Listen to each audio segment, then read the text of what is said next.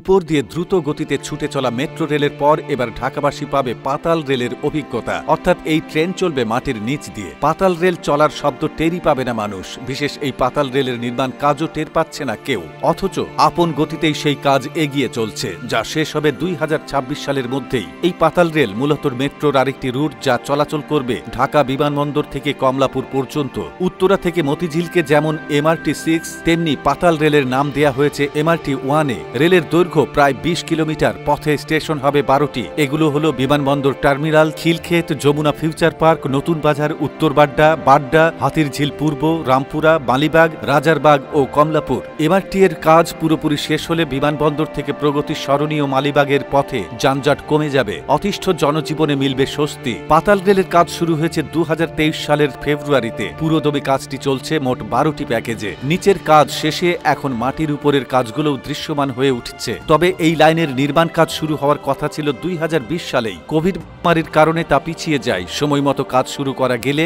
এতদিনে যাত্রী চলাচলও দেখতে পারত ঢাকাবাসী। তবে দেরিতে হলেও কাজ কিন্তু থেমে নেই। ডিপোর ভূমি উন্নয়ন, ডিপো অ্যাক্সেস করিডোর, বাড্ডার রিসিভিং সাবস্টেশনের কাজগুলো এগিয়ে গেছে। নতুন বাজার ও উত্তর বাগদাই স্টেশনের জন্য ভূমি অধিগ্রহণও শেষ। এই লাইনের বেশিরভাগ অংশে মূল সড়ক থেকে মাটির 10 থেকে 30 মিটার গভীর দিয়ে ট্রেন চলাচল করবে। তবে মালিবাগ এবং রাজারবাগের মধ্যবর্তী এলাকায় এই গভীরতা হয়ে যাবে 70 মিটার পর্যন্ত। বেশিরভাগ অংশে মাটির নিচে পাশাপাশি দুটি ট্রেন টিউবের মধ্য দিয়ে চলবে পাতাল রেল। কিন্তু এখানেই সমস্যা। মালিবাগ ও রাজারবাগ এলাকায় পাশাপাশি দুটি টিউব করার মতো জায়গা নেই, যে কারণে সেখানে আরো গভীর করে একটির উপর আরেকটি টিউব নির্মাণ করা হবে। 1998 সালের বন্যায় ঢাকা মহানগর বেশ কিছু অংশে পানি উঠে গিয়েছিল। সেটাকে মাথায় রেখেই পাতাল রেল নির্মাণ করা হচ্ছে। কিন্তু যদি 1998 সালের চেয়ে বেশি বন্যা হয়, তাহলে সেটার জন্য স্বয়ংক্রিয়ভাবে যাতে পানি নিষ্কাশন করা যায় সেই ব্যবস্থা রাখা হয়েছে। ফলে টানেলের ভেতরে একটা লেভেল পর্যন্ত পানি জমলে স্বয়ংক্রিয়ভাবে নিষ্কাশনের কাজ শুরু হয়ে যাবে। তবে যদি বড় ধরনের কোনো বন্যা বা জলাবদ্ধতা হয়, দীর্ঘদিন পানি জমে থাকে, তখন সারা পৃথিবীতে যেভাবে ব্যবস্থা নেয়, জাপানের সুনামির সময় যে ব্যবস্থা নেওয়া হয়েছিল, সেগুলোর জন্য প্রস্তুতি রয়েছে। পাতাল মেট্রোর জন্য টিউবগুলো তৈরি করা হবে টানেল বোরিং মেশিন বা TBM দিয়ে। এটা স্বয়ংক্রিয়ভাবে একদিকে মাটি খুঁড়ে টানেল তৈরি করবে এবং